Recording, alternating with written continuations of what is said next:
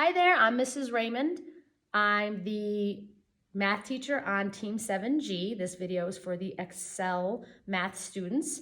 I just want to go over a few of the distinctions between Math 7 and Excel.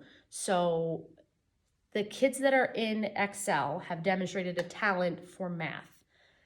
They're all put into this room and they are used to being the top in their class. They're used to probably getting the right answers without a ton of work, and they're used to probably not having to do a ton of homework.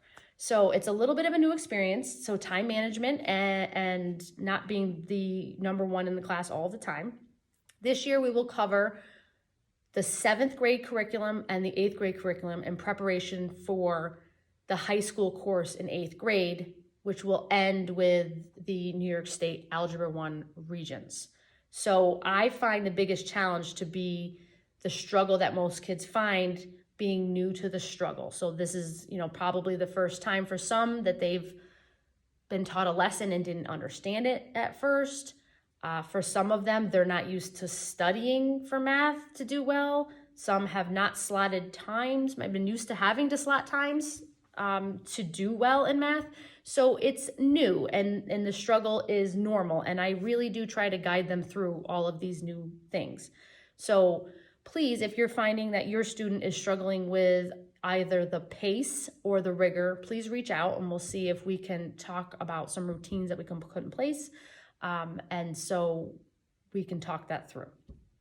The other component is, the nitty gritty. Where do you find the homework? What are they doing in class? And how are the grades done? So homework is posted on Google Classroom. It's also posted in our classroom on the board. I typically post the homework along with an answer key. So that allows students to gauge their understanding right then and there, come in with questions the next day. It makes us very efficient. So they're doing really well with that concept.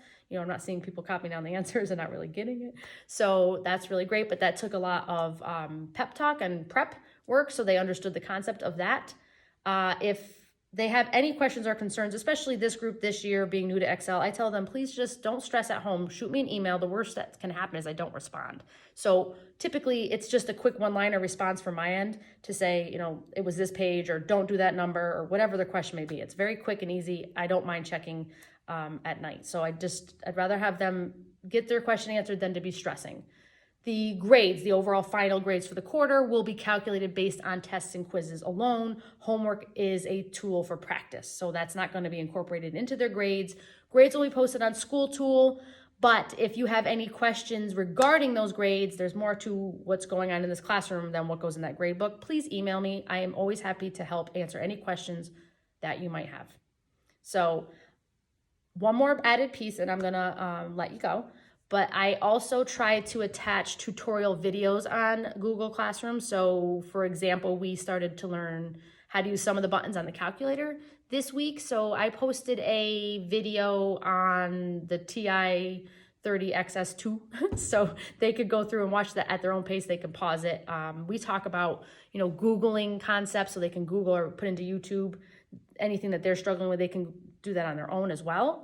So anything a student asks me for an extra video on, I put on the tutorials, or anything I find that maybe they could use a little extra explanation, I try to post on there as well. It was also useful when I had a few kids out for a couple days.